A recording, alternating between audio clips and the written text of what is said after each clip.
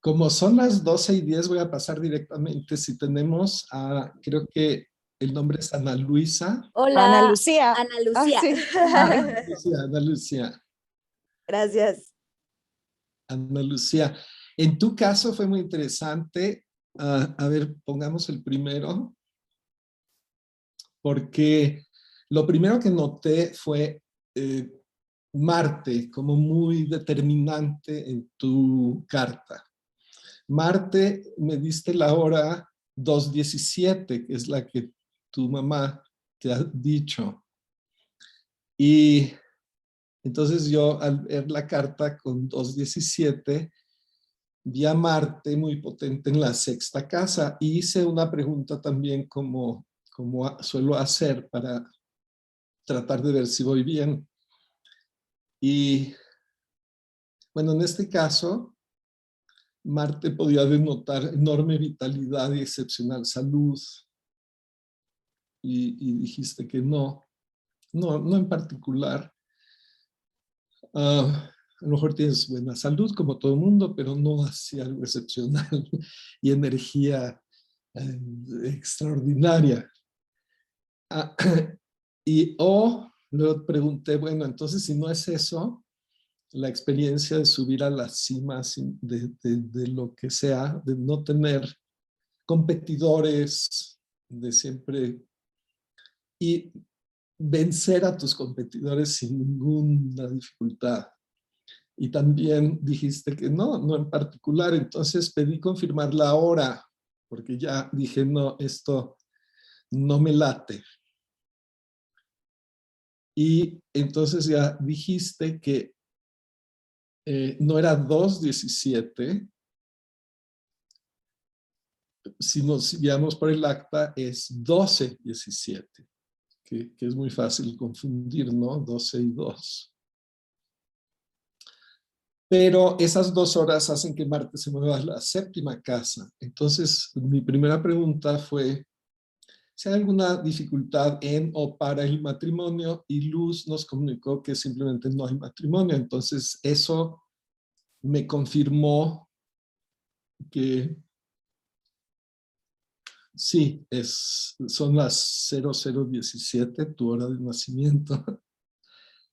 Y bueno, le puse 3, pero y con eso ya me seguí a hacer otras evaluaciones que apenas nos vamos a enterar cómo nos fue.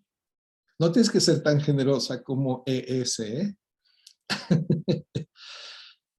Creo que sí voy a hacer. También te va a ir muy bien en esta evaluación. Como decías. A ver, yo soy el más curioso porque como yo la hice y pues no tengo forma de saber, estoy solo aplicando las reglas. Pero para mí la astrología, una carta es un poco como una receta de cocina. Un chef con poca experiencia de Chile y dice va a estar picante. Pero si tienes un poquito del arte de la cocina, y dices, a ver, pero ¿cuánto chile? ¿Qué otras cosas hay? ¿Cómo se cocina? ¿Cómo se combina? Entonces, eso es lo que a mí me ha fascinado, ese como arte de darle más peso a algunas reglas y menos peso a otras. Pero nunca estoy seguro hasta probar, hasta que la persona, probar el platillo es que la persona confirme, ¿no? Y como dije, para mí esto lo más valioso no es una aseveración en específico, sino el darnos cuenta de una forma ineludible, no contundente, que estamos conectados con el universo y que hay más cosas que se mueven que las que nosotros queremos entender como las causas de todo lo que vemos. Y creo que para mí eso es lo más importante de una lectura astrológica, más allá de los detalles. Pero, a ver, Ana Lucía tiene talento para el arte y lo estético. Es una aseveración muy específica. y la gente opina que tienes buen gusto. Ahí puse 2, 3, o sea, dirección correcta y pues aseveración correcta. Bueno, nos quedamos con el 2. Exacto. Luego, eres asertiva.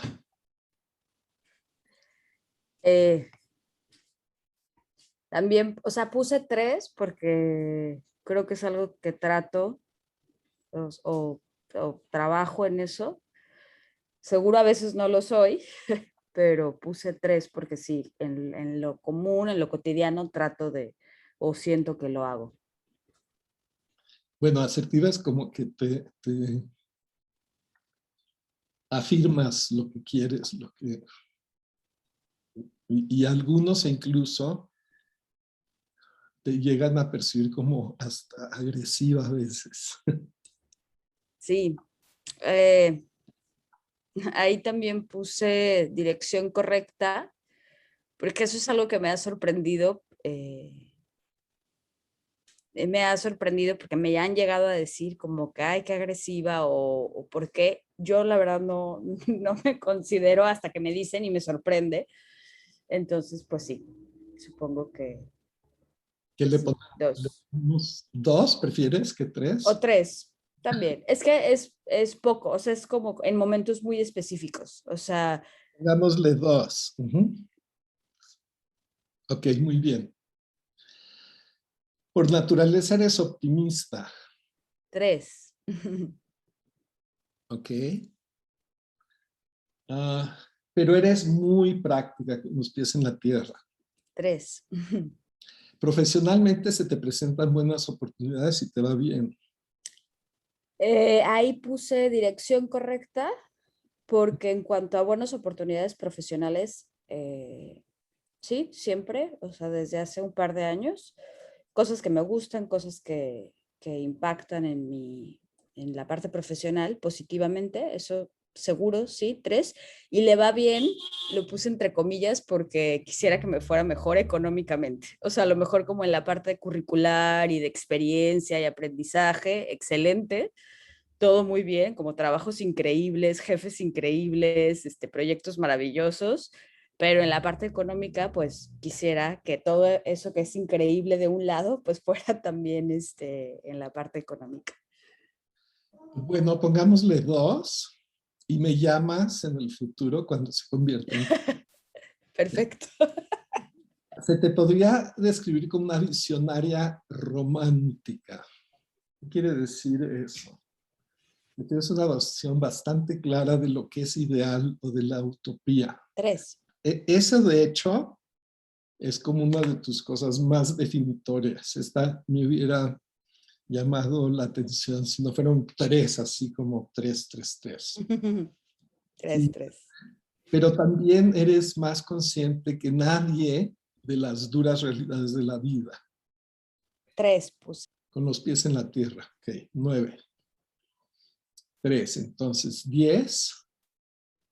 O sea, aunque tienes muy claro lo que es ideal y la utopía y lo perfecto, eres demasiado práctica para pasarte la vida persiguiendo cosas que tienen pocas probabilidades.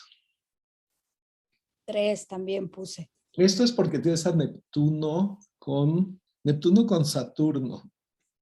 Si Neptuno vuela,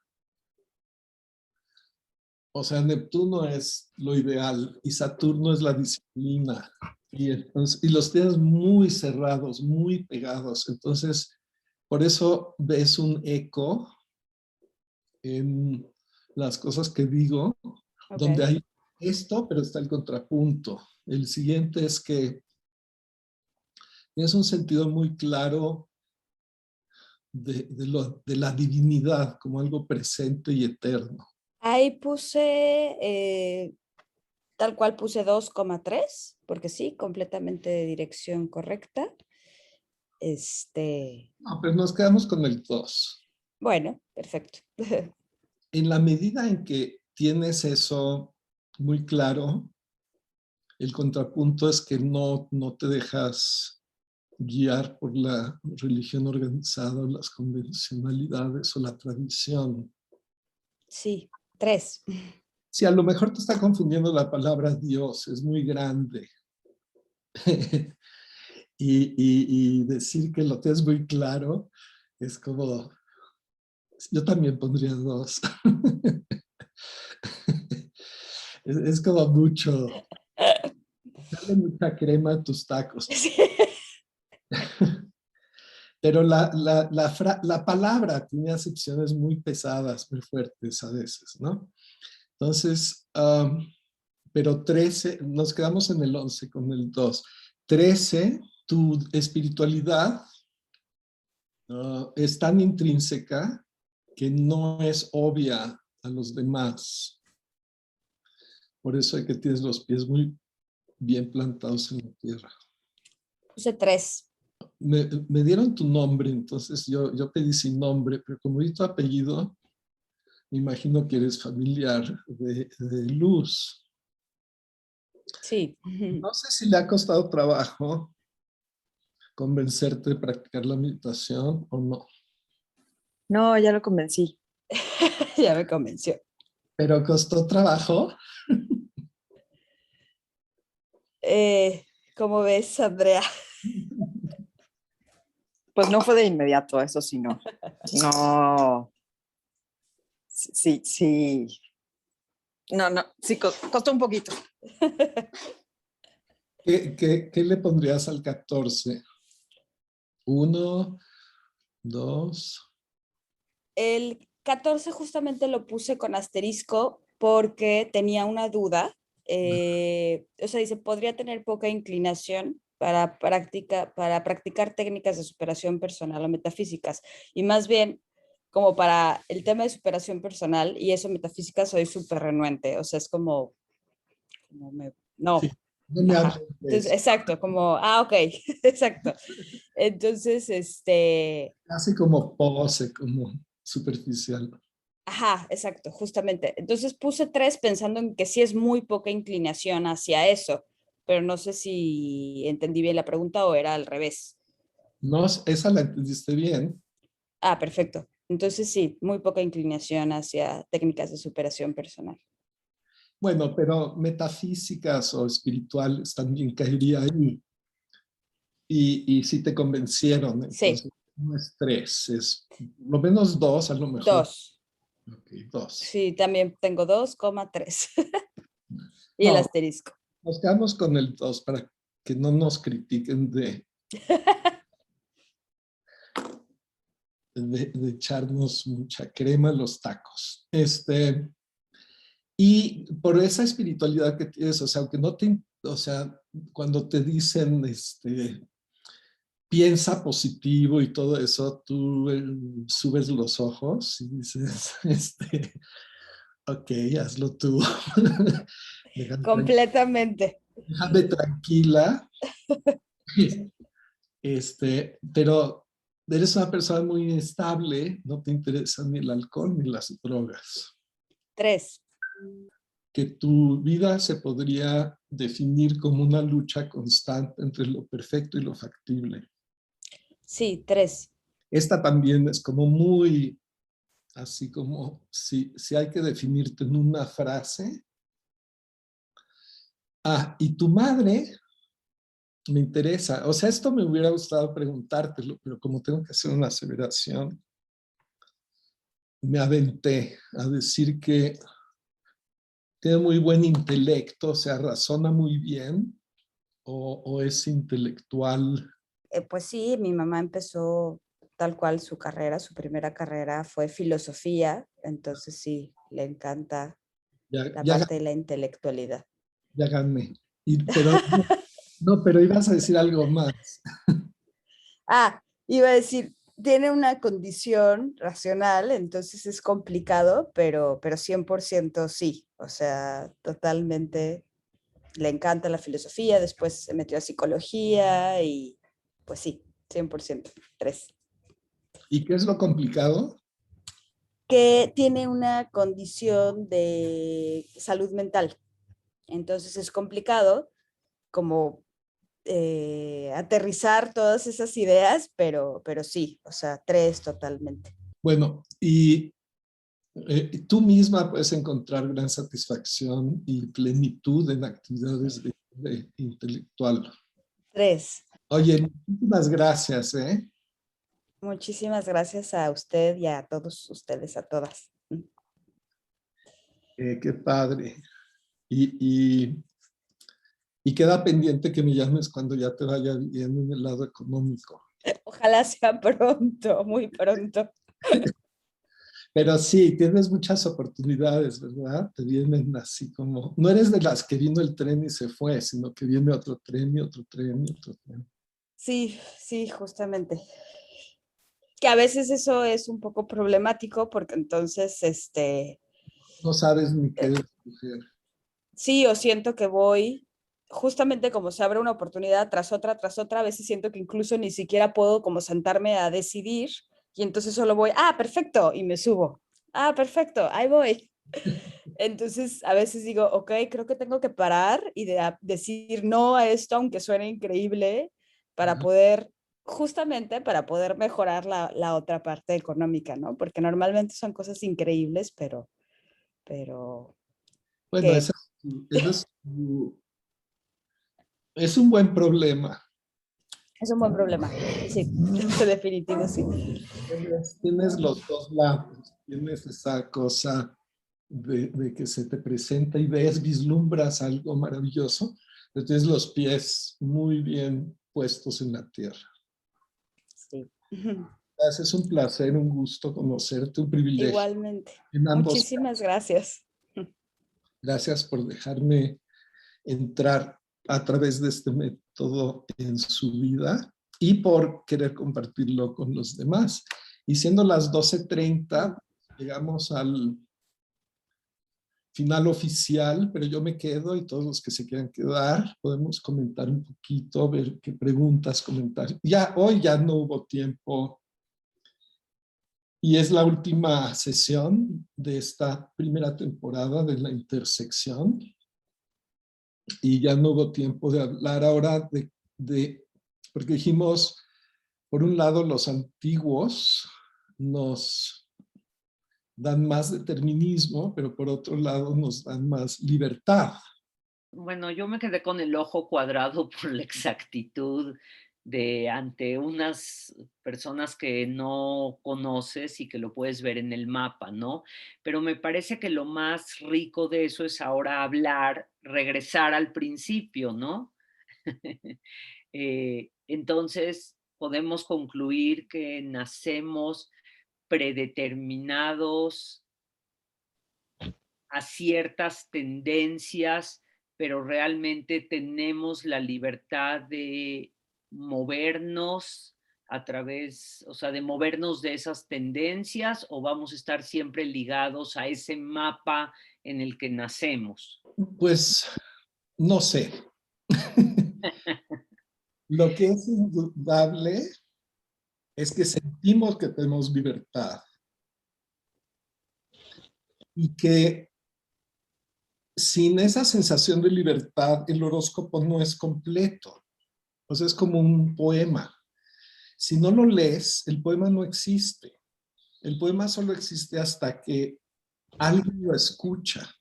Hasta ese momento no existe. Entonces, el horóscopo no existe por sí mismo, no existe solo, solo existe en conexión con nuestra sensación de libre albedrío. Entonces, ya sea las circunstancias o el oír el horóscopo te presenta con una situación. Primero, con ES vimos un padre distante, frío, rígido, restrictivo, que crea una serie de problemas, pero son justamente esos problemas los que la llevan luego a ser muy, muy reservada, muy ecuánime, muy cuidadosa de cómo se expresa. Al principio es una desventaja, no tengo optimismo, no tengo confianza, no me puedo expresar. Luego es una ventaja. La interacción de la sensación de libre albedrío con el mapa astral va creando un proceso de evolución. Ahora, desde el punto de vista del quinto estado de conciencia, en el que nos establecemos ya no en un ente separado, sino que nuestra conciencia es cósmica, nos identificamos con una existencia universal, ilimitada. O sea, el fondo, lo que estamos viendo aquí, el fondo en esta diapositiva, en vez de la superficie con guión y con principio y fin, nos identificamos con la parte. Entonces, el guión es, en el Bhagavad Gita, es el trabajo de las tres gunas. ¿Qué quiere decir? Estamos atestiguando cómo la creación, la manutención y la disolución están ocurriendo. Desde ese punto de vista, me atrevo a decir, no hay libre albedrío. Muchas veces queremos contestar la pregunta del libre albedrío como desde el nivel en el que estamos. Y es como estás soñando con un tigre que te va a matar y estás buscando la pistola. ¿Dónde está la pistola? ¿Dónde está la pistola? Cuando te despiertas, ya no puedes matar a ese tigre porque solo la pistola del sueño puede matar al tigre del sueño. Entonces, la pregunta desaparece. O sea, nosotros vemos las cosas desde un punto de vista muy binario. Si hay determinismo, no hay libre albedrío. Si hay libre albedrío, no hay determinismo. Pero ese es un estado de conciencia. Hay otro estado de conciencia donde esa premisa no existe. Eso sí está bien profundo. Está fuertísimo. Porque yo estaba pensando que Maharishi concilia el determinismo y el libre albedrío en una cinta que habló hace mucho tiempo, y pienso que si ahorita las condiciones que están en la carta de X de cualquier persona son resultados kármicos de acciones, entonces en ese momento que se hicieron esas acciones, hubo en ese momento libre albedrío.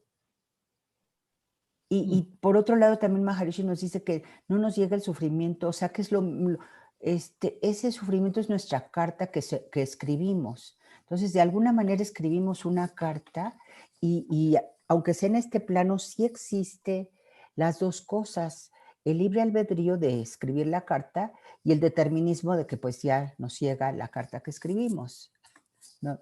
Y bueno, eso que dices tú de que en un plano, en un nivel de conciencia cósmica, pues no existe ni la pregunta, ¿verdad? No existe, es algo muy complejo, pero en el nivel en el que estamos sí existe, pienso yo, tanto el determinismo como el libre albedrío. ¿Qué opinas? ¿Pero qué fue primero, el gallo o la gallina, Alejandra? Es que por eso estoy aquí con ustedes, que son tan inteligentes, para que me digan. Si les digo que tengo la respuesta, les miento. Son diferentes estados de conciencia. Si queremos entender una cosa, si solo nos quedamos dentro de un estado de conciencia en el que nosotros sabemos o sentimos que tenemos libre albedrío y que si decidimos comer cerezas en vez de comer duraznos, podemos comer cerezas. En ese nivel, si nos acercamos al trascendente, al nivel que trasciende el guión, no solo tenemos libre albedrío, sino tenemos súper libre albedrío. Tenemos capacidades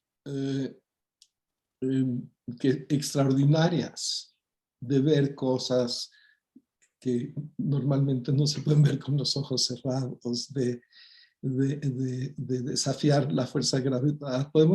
No solo tenemos libre albedrío, tenemos súper libre albedrío, pero lo curioso es que para tenerlo te tienes que sumergir en el nivel en el que la premisa desaparece. En el nivel ilimitado de conciencia, todo eso de causa y efecto desaparece. Y desde ese nivel, tú puedes tener súper libre albedrío. Por eso en una diapositiva lo que dije es que la única libertad que tenemos es la de salirnos del guión. Esa es la verdadera libertad que yo personalmente concluyo después de todo, es la libertad de salirnos de la ilusión, pero también hay lo que se llama un sueño lúcido, ¿no? Hemos oído hablar de cómo, yo nunca lo he, o sea, no es algo que practico, que me interesa particularmente, pero a lo mejor todos hemos oído hablar de cómo durante el sueño, ¿no? Hay gente que como que se toma control del sueño. Y le llaman sueños lúcidos, donde ellos dirigen el sueño.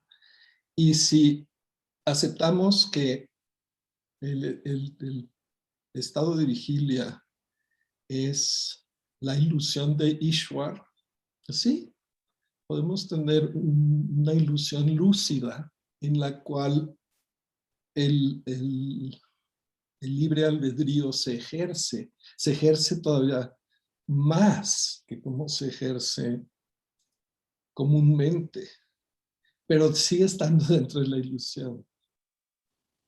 Pero en los momentos en que trasciendes, cuando estás en la meditación, por ejemplo, te estás saliendo de la ilusión y estás modificando cuando entras nuevamente a la película. Uh-huh. O sea, estás reescribiendo el guión. Uh-huh. Estás, exacto.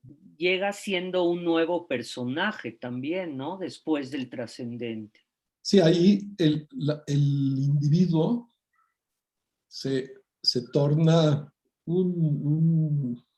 principalmente cósmico. Todavía tiene un elemento de individualidad, pero es principal. Y desde ese nivel del borderline, de la frontera entre el absoluto y el relativo, tú puedes crear cualquier relativo que quieras.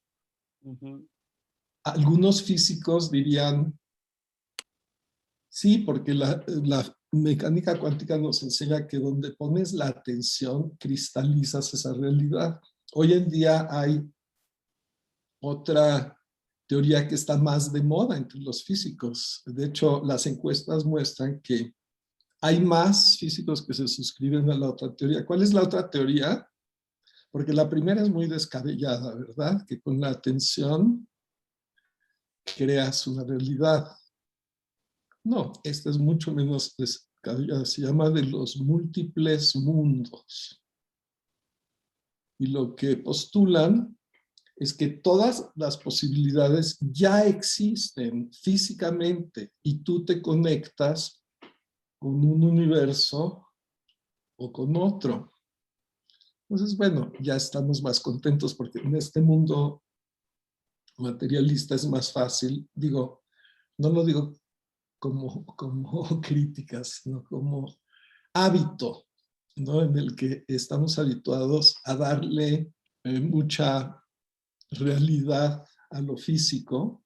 Nos conforta pensar que todas las posibilidades existen y nos conectamos con una o con otra. Pero ya sea, lo interesante aquí es que ya sea una u otra, a mí me parece, no soy físico, pero me parece que estamos diciendo que de todas maneras es un fenómeno de atención. O sea, estás con tu atención en este universo o creas con tu atención este universo.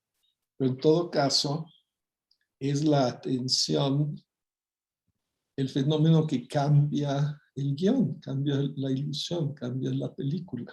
Sí. Bueno, en relación a la realidad y la conciencia y lo que acabas de mencionar, me gustaría nada más mencionar dentro de las últimas tendencias como la de los universos múltiples, está esta cuestión que la menciona actualmente el doctor Deepak Chopra y otros personajes reconocidos en estas áreas, que hablan de un registro acásico, de Akasha, que creo que Akasha quiere decir en sánscrito el cielo, ¿no? Algo que está arriba, en donde se menciona que existe una especie de super conciencia colectiva de todos los seres vivos de nuestro universo, que crean como una supercomputadora en donde está ahí todo el pasado, el presente y el futuro. Y hay ciertas personas que tienen la suerte de poderse conectar con este registro acásico. Y creo que es un tema también muy interesante, porque nos lleva a la cuestión de poder decir que en un momento dado sí, la realidad es como una realidad virtual creada por esta superconciencia. Bueno, Deepak aprendió de Akasha, Sí. como muchos de nosotros, Akasha, del Maharishi. Akasha es el éter, es uno de los 5 elementos de la naturaleza. Akasha, Vayu, el viento, el fuego, el agua y la tierra. Son los 5 elementos. Y Akasha es el más sutil de todos ellos. Es como el primero en el que las vibraciones se dan como sonidos. La manifestación es de un sonido. Y se dice en la tradición védica que existen los registros akáshicos en los que toda esa, lo que a lo mejor lo que Einstein llamaría todo el proceso de acción, reacción, acción, reacción, acción, reacción, de causa, efecto, causa, efecto, causa, efecto, queda registrado y hacia el futuro lo calcula el Jyotish, la matemática, porque tú sabes dónde va a estar Saturno dentro de 23 años, con 8 días, con 3 horas, con 2 segundos. Tú puedes calcular. Es como un lenguaje simbólico de el universo que te está diciendo, tú estás hecho de todas estas fuerzas. Marte, ¿qué quiere decir? Cierta agresividad, cierta pujanza, cierta asertividad, ¿cierto? Pero también estás hecho de Saturno, ¿qué quiere decir? Te restringe, te disciplina, te ordena. Entonces, y estás hecho de Venus, y estás hecho de Mercurio, y estás hecho de estas fuerzas fundamentales, y puedes, de alguna forma que yo no te lo, yo puedo usar el sistema, como ven ustedes lo puedo usar, no te lo puedo explicar. Como puedo comer y mi cuerpo va a digerir la comida, pero cómo es la digestión no te la puedo explicar, porque ni un médico te la puede explicar. Maharishi decía, solo la flor puede contar la historia de la flor. Pero lo que sí sé, y ya vimos todos hoy, es que efectivamente esa luz, como te llega en el momento que se da luz a tu persona, es muy bonita la frase en español, dar a luz, porque es traerte al contacto, al punto específico, porque es como el eclipse que veíamos. No es nada más que ahí está Saturno, es cómo te llega a ti. como el eclipse, que no existe. O sea, la carta astral es un punto de vista y sin embargo es un punto de vista muy revelador. ¿Por qué o cómo? I don't know. De hecho, Jyotish significa luz, ¿no? De hecho, Jyotish es luz. Jyotish. Ajá. Jyoti es luz. Ajá. Jyotish es matemáticas. Ah, ok. Digamos que llevamos como 100 años de que la ciencia, que era el lenguaje último, y todavía lo tenemos muy introyectado, sobre todo los que ya tenemos algunos añitos, y empieza a revelar eso, que la materia es una ilusión, de que las cosas, de que la diferencia entre lo subjetivo y lo objetivo es más tenue, de que la conciencia juega un papel importante que antes se le había excluido, pero todavía está muy separado eso de la cultura, del subtexto de nuestra cultura.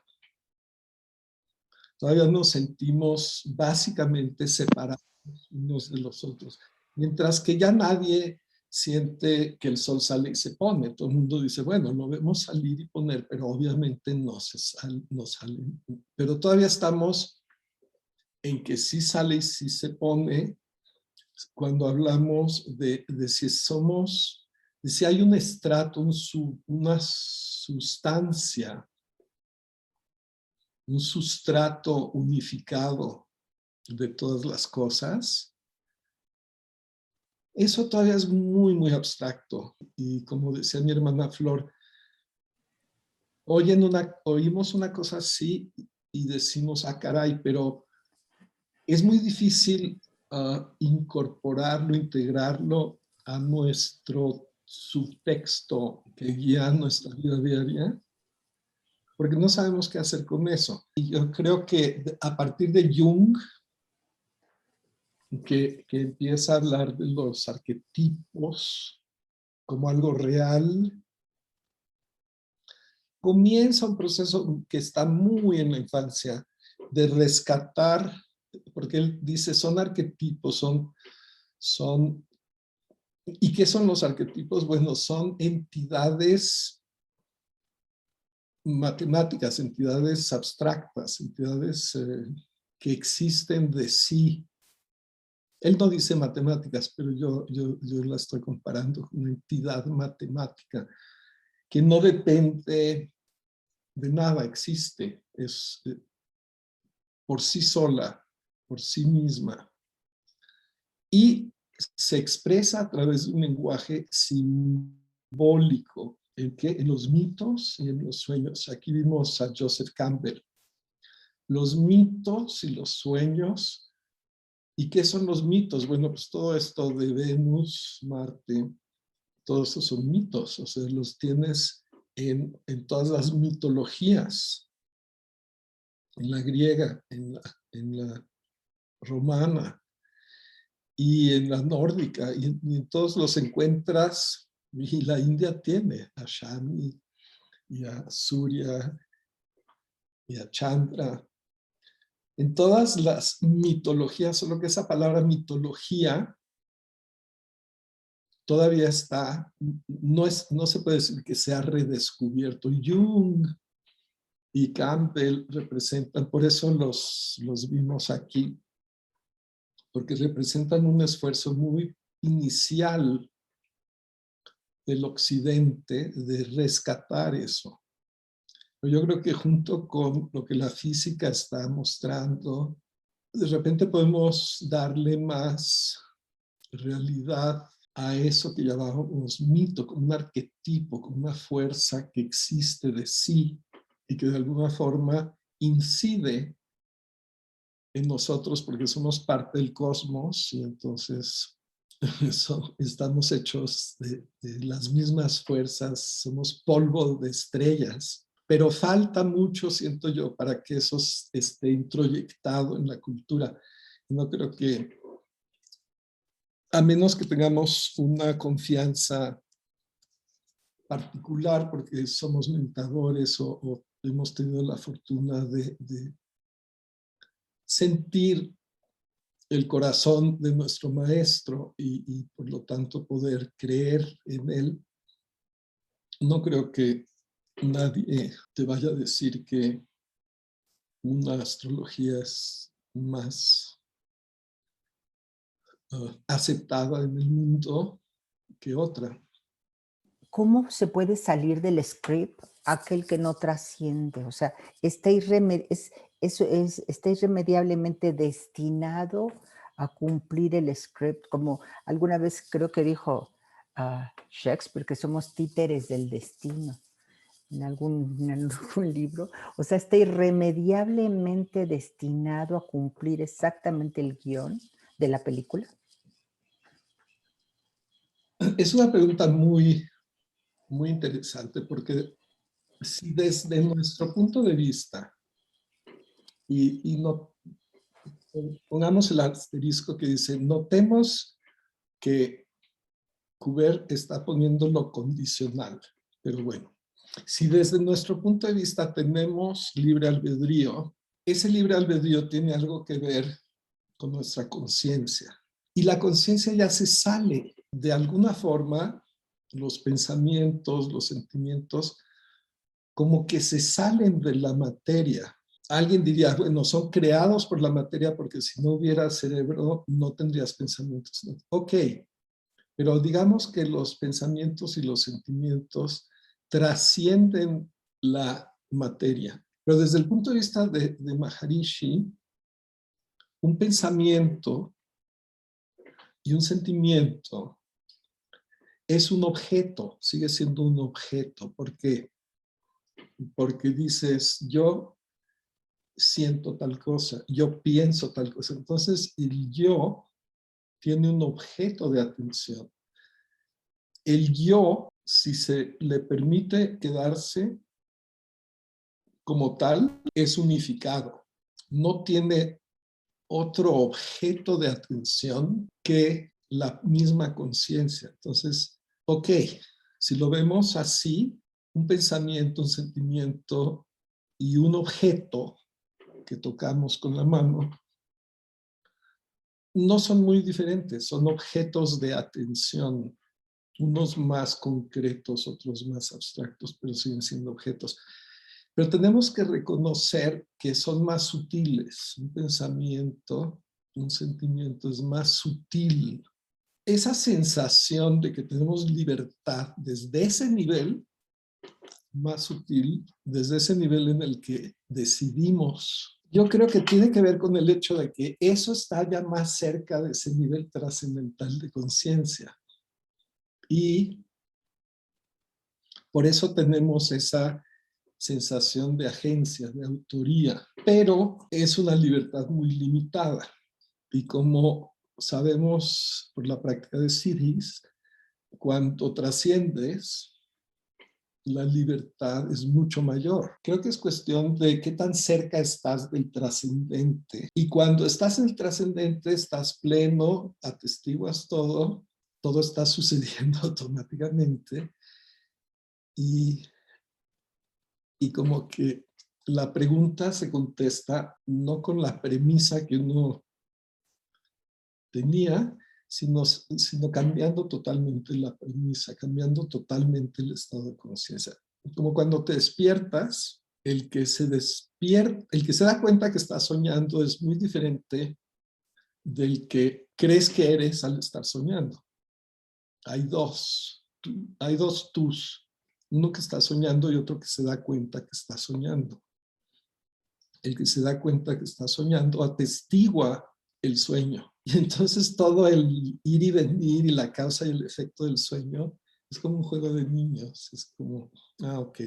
Impresionante. ¿Y quién es el que cuando ya se despierta y no estuvo modificando, ni controlando, ni llevando el que soñaba y el que observaba al que soñaba. ¿Quién es ese tercero, digamos? El que se despierta y se encuentra frente a esos dos que eran el mismo, que era uno mismo. ¿Me explico la pregunta? El que se despierta es una dimensión de nuestra identidad que es cósmica. Y por eso la escribimos con S mayúscula, ser. Pero es con S mayúscula. Es como, of course. Es como lo que uno a veces escucha o dice, ser humano. Pero humano... Sí. Bueno, es que lo puedes escribir de dos formas. Con S minúscula, el que nació en tal fecha, en Buenos Aires, tiene tantos años de edad. Ese es el de minúscula. Pero el de mayúscula es el que pudo ver al que soñaba y al que manejaba. No sé si la palabra es manejar. Sí, muchas veces es eso, ¿no? El que manejaba y veía al ensoñador, al ensueño. Sí, bueno, en esta analogía nos bastan con dos. Pero se despiertan en No un momento. En esta analogía no hacen falta tres. No hace falta, ok. Solo está el que está soñando. Y el observador del que está soñando dentro del sueño. El que está, dentro del sueño eres tú, estás en Estocolmo y estás en la cima de una torre increíble y estás viendo no solo Estocolmo, sino estás viendo toda Dinamarca, toda Suecia y toda Europa y ese eres tú, pero de repente a todos nos ha pasado que decimos, estoy soñando. Ese es el tú que consideras más real. O sea, el que dice, estoy soñando, al otro día le cuentas a alguien, fíjate, estaba yo engañado, pensaba que estaba yo, pero yo me di cuenta que estaba soñando. Ahora, lo que yo estoy diciendo es que es de este yo muy ufano, que dice, yo sí sé cómo son las cosas, puede haber otro despertar similar. Y el que modifica, y ese yo que modifica al... El que modifica tiene que estar dentro de algún estado de conciencia relativo, aunque accesa a ese estado de conciencia absoluto y por virtud de eso modifica. Toca ese estado absoluto y desde ahí adquiere el poder de modificar. Y con detalles, con un objetivo. O sea, ese es el campo de todas las posibilidades, donde el relativo se encuentra con el absoluto, es el campo de todas las posibilidades. Pero son todas las posibilidades dentro de un estado ilusorio. Pero cuando ese estado ilusorio y esos, no sé si digo bien en llamarlos personajes, que es uno mismo. Sí. Ese estado ilusorio, una vez despierto y con la conciencia, se modifica dentro de lo que es la realidad. Sí, si eres turista que vas del estado ilusorio al ilimitado, cuando regresas tienes más capacidad de transformar tu entorno ilusorio. Ahora, si ya dejas de ser turista y te mudas al que despierta de este estado de vigilia, supuestamente vigilia, y te mudas y ahora habitas ahí, y todo eso es una transición aquí. Es como decir, ¿dónde están mis lentes? Los traigo. Solo es eso, es como un giro. Ahora te mudaste, habitas ser con S mayúscula. mayúscula. Entonces atestiguas como el que dice, sí, estoy en Dinamarca y todo, pero estoy soñando. Estás dándote cuenta, el sueño no desaparece, pero te das cuenta que existe en su propio encapsulamiento. Pero si traes esa cápsula, Si traes el S mayúscula a esa cápsula, la puedes modificar como tú quieras. mientras tanto puedo sentir que estoy volviéndome loca.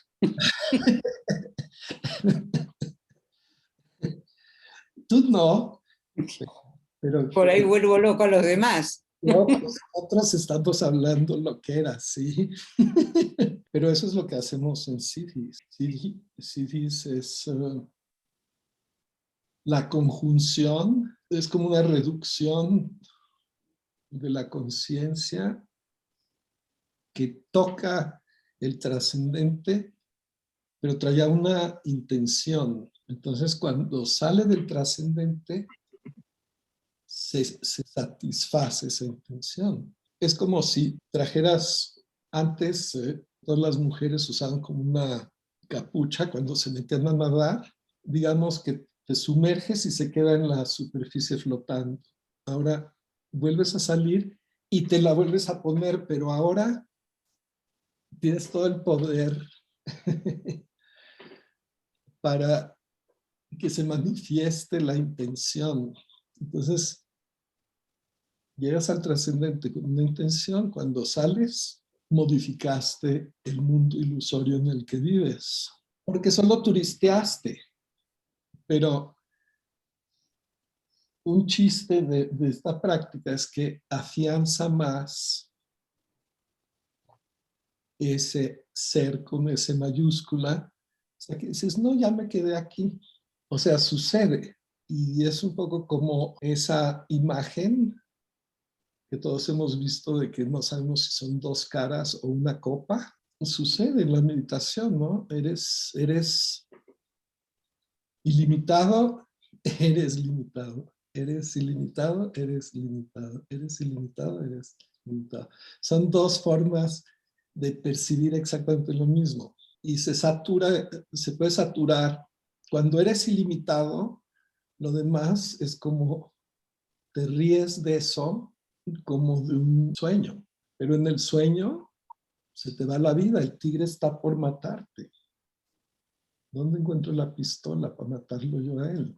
Pero son diferentes estados de conciencia. No puede uno en este estado de conciencia decir, ay, no importa. No, claro que importa, me importa. A todos nos importa. Pero es que tampoco es tan binaria la cosa como asumimos que es juzgándolo desde el sueño.